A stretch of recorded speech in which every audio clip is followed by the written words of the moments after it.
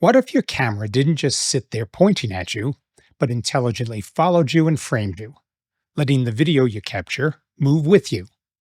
Well, that's the idea behind OBSBOT's newest camera, the Tail2. It streams in 4K, tracks with AI, and packs a powerful sensor into a small creator-friendly package. So, how does it hold up in real-world use? Let's find out.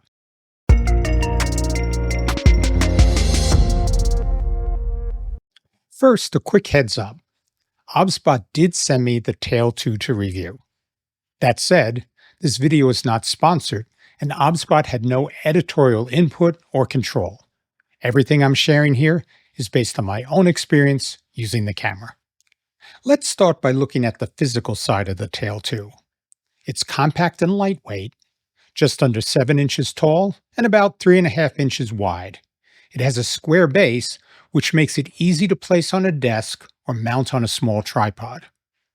The whole unit weighs in at just under 2.5 pounds, so it's also easy to move around or pack up for mobile setups.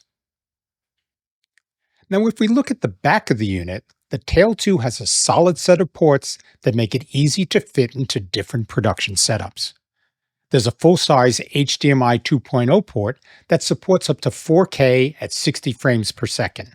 Great for sending video straight into a switcher or monitor.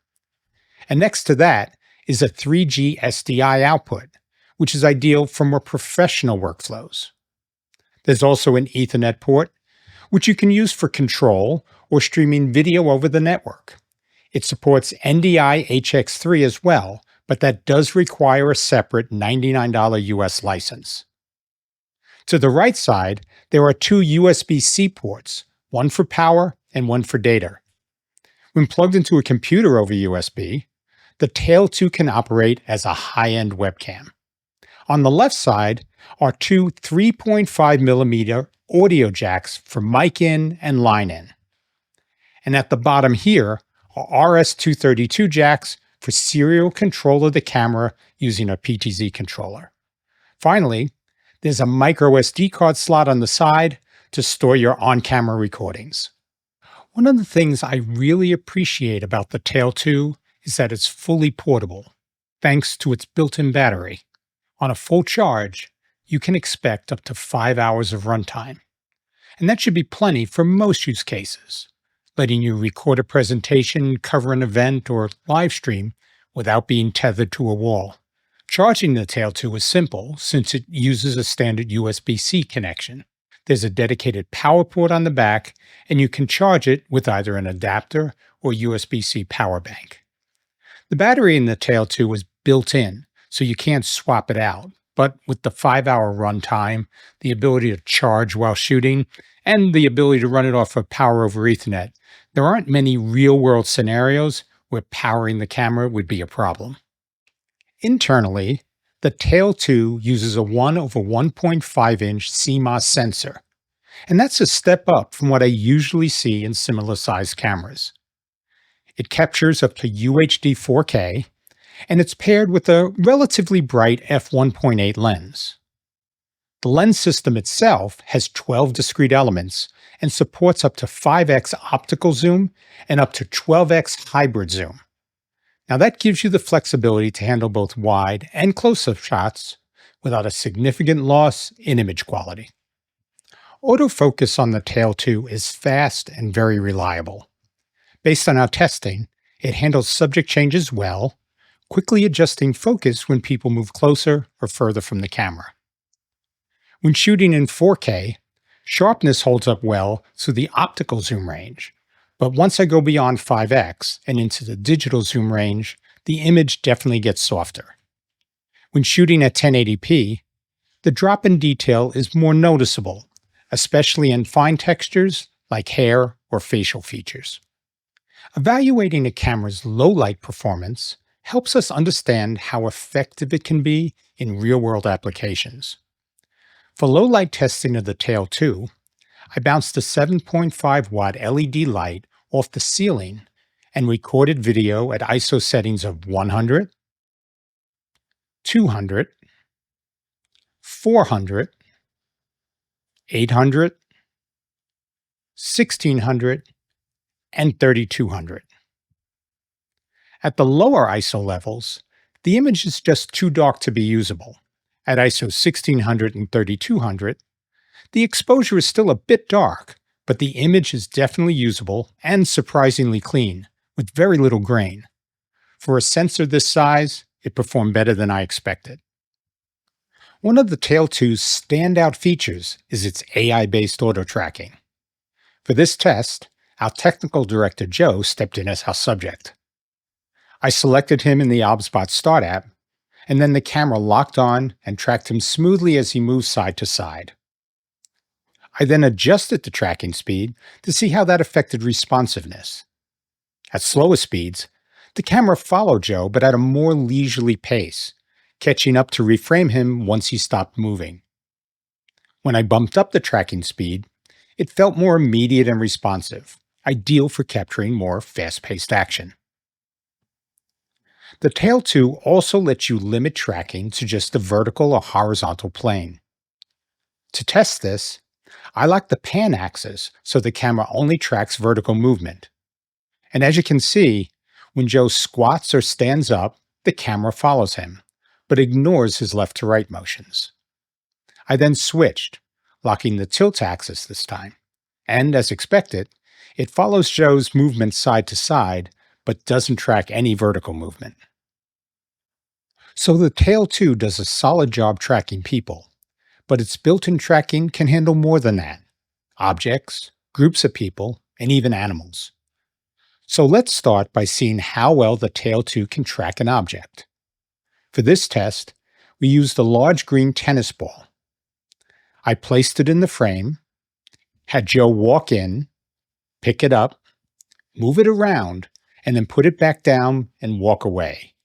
And as you can see, the camera stays locked on the ball the whole time. So next up, let's do a group tracking test.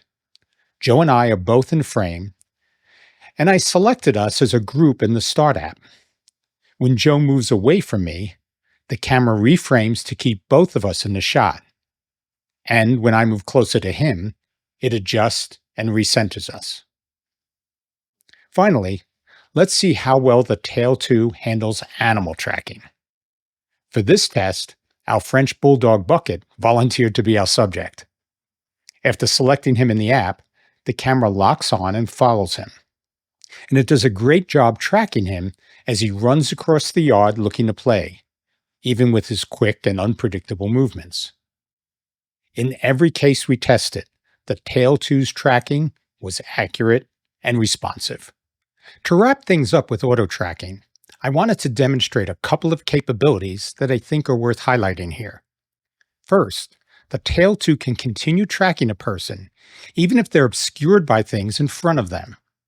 In this video, the camera tracks Joe as he moves behind a sign to look into a gazebo and as he moves back to an open space again. Now, as Joe starts to walk toward the camera, I walk in front of him several times and looking straight at the camera. Because we had the Tail2's Only Me mode turned on, the camera ignored me and continued tracking Joe, the original subject being tracked. These features address tracking challenges that are common in many types of productions. It's great to see OBSBOT thinking about the real-world use cases their cameras need to operate in. Tracking is only part of the Tail2's AI capabilities. It also gives me control over how a track subject should be framed. First up is the AutoZoom feature. This lets me select my desired framing in the Start app, anything from a full body view to a close-up. Wherever I set it at, the Tail2 will automatically adjust zoom to try and keep that framing, even as the subject moves around. And next up are the composition controls. These let me adjust my vertical framing to get the right amount of headroom in a shot, and I can also shift the track subject horizontally, letting me place them more off-center to make room for something else in a frame. Finally, there's face framing. Face framing dynamically adjusts framing based on where the track subject is looking. When they look to the left, the framing shifts to give them more space on the right. And when they look to the right, it does the opposite. It's subtle, but these shifts in framing have a more natural, intentional feel to them. Combined with the Tail2's tracking capabilities, these smart framing tools allow you to create more natural shot compositions and can actually help raise your overall production level.